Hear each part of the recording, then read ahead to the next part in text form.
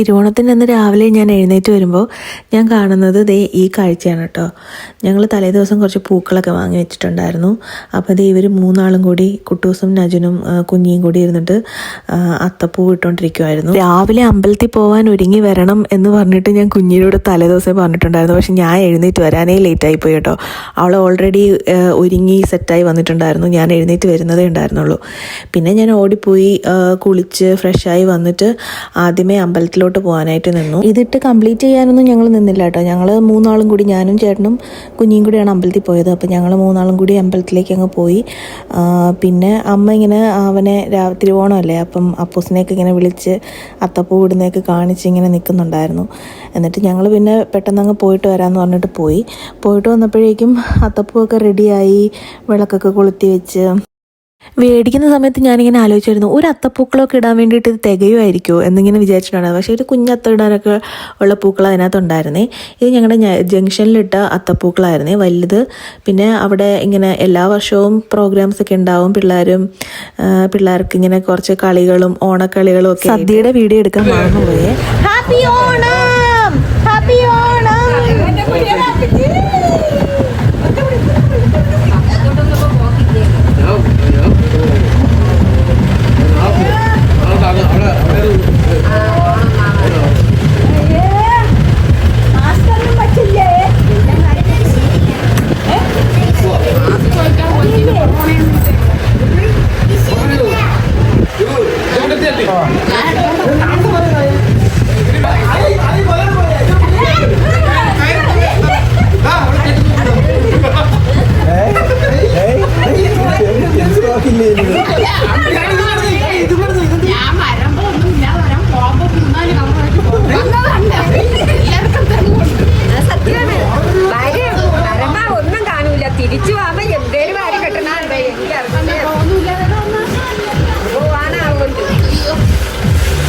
പണ്ട് മുതലേ അങ്ങനെയാണ്. തിരുവോണത്തിൻ്റെ അന്ന് എല്ലാവരും അവരവരുടെ വീട്ടിൽ ഓണസദ്യയൊക്കെ ഉണ്ടാക്കി കഴിച്ചിട്ട് ഉച്ചയ്ക്ക് ശേഷം എല്ലാവരും കുടുംബ വീട്ടിലേക്ക് വരും.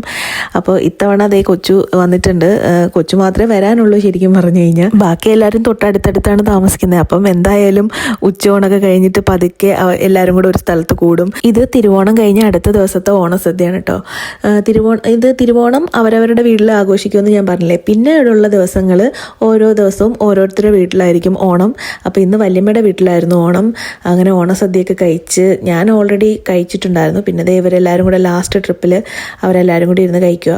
എനിക്ക് ഓൾറെഡി വയ്യാണ്ടായിരുന്നു. എനിക്ക് തിരുവോണം തൊട്ടേ കുറച്ച് ബുദ്ധിമുട്ടുകളുണ്ടായിരുന്നു. അപ്പം അടുത്ത ദിവസം ആയപ്പോഴത്തേക്ക് എനിക്ക് പനിയായി. പിന്നെ എല്ലാവരും കൂടെ കൂടിയിരുന്ന് ഓണപ്പാട്ടും കളികളും ഒക്കെ ആയിട്ട് രസമായിരുന്നു.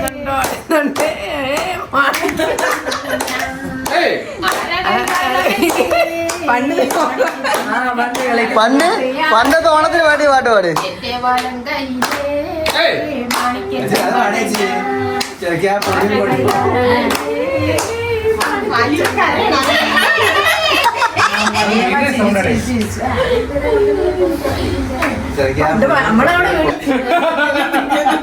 ഒന്നൂടെ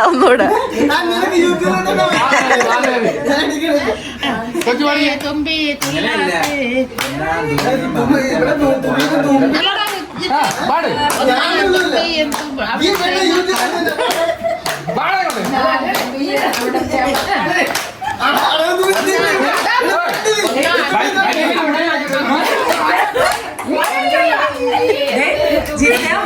പറയാൻ പറ്റൂല. നീലക്കുടാമോദടി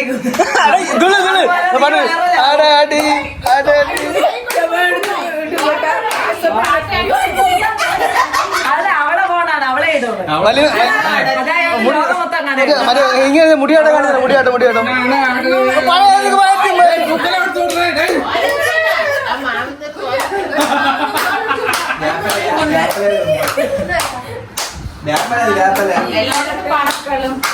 പോയി മടത്തറ തുമ്പി മൂന്നാം തുമ്പി.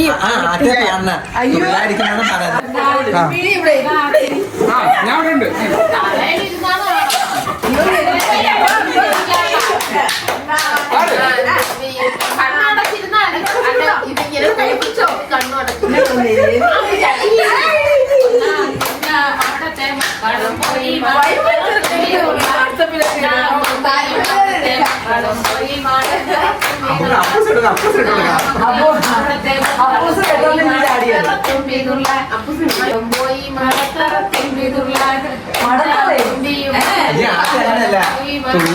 പാടാണല്ലോ എന്താ തുമ്പി തുള്ളാത്ത്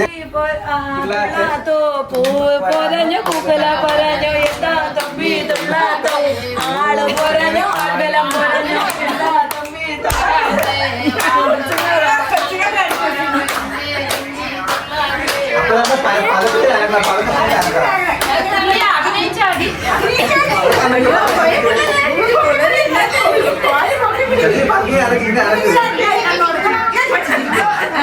പാട് രാമൻകുട്ടി പാട്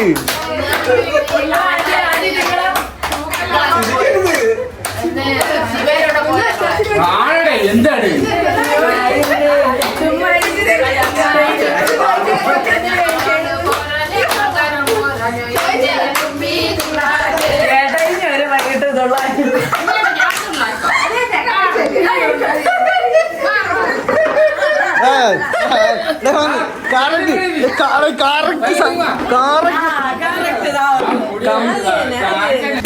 അവിടെ താഴെ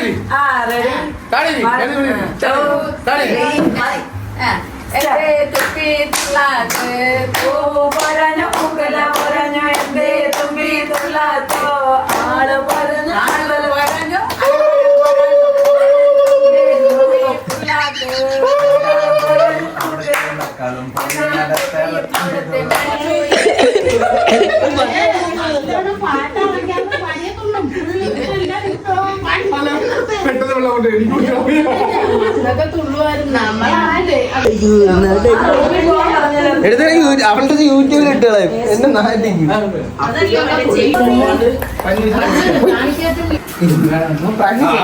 പ്രായത്തിനൊത്തിതാണ് കറക്റ്റ് പ്രായമാണ് എന്നെ മറ്റേ കുറച്ച് കഴിയുമ്പോ അവനെ ഞാൻ എടുത്ത് തൊട്ടിലാണ്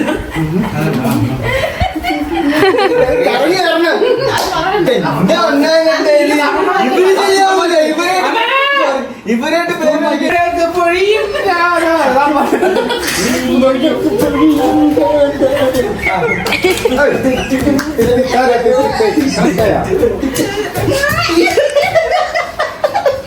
ഏകദേശം ഈ വീഡിയോയ്ക്ക് ഒരു 1.5 മാസത്തെ പഴക്കമുണ്ടാവും.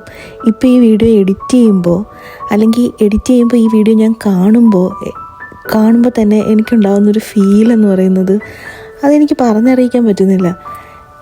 ഒന്ന് ആലോചിച്ച് നോക്കൂ, ഈ ഒരു 10-20 വർഷമൊക്കെ കഴിഞ്ഞിട്ട് നമ്മൾ ഈ വീഡിയോ കാണുമ്പം എങ്ങനെയായിരിക്കും, എന്തായിരിക്കും അപ്പോഴുണ്ടാകുന്ന ഫീലിങ്സ്. ഇപ്പം തന്നെ എനിക്ക് ഇവരെല്ലാവരും ഭയങ്കരമായിട്ട് മിസ് ചെയ്യുന്നു.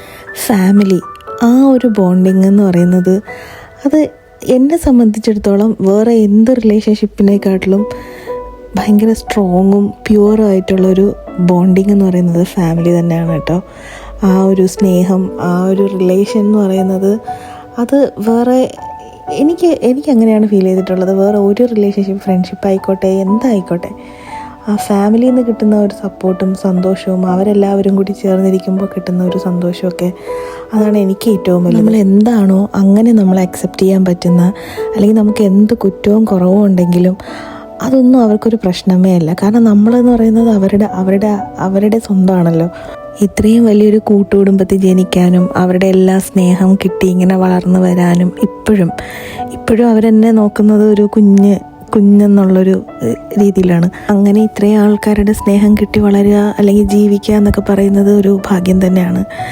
അതിന് ദൈവത്തോട് ഒരുപാട് നന്ദി. ഈ ഒരുപാട് വർഷം ഈ സ്നേഹം അനുഭവിച്ച് ജീവിക്കാൻ ഭാഗ്യം ഉണ്ടാവട്ടെ.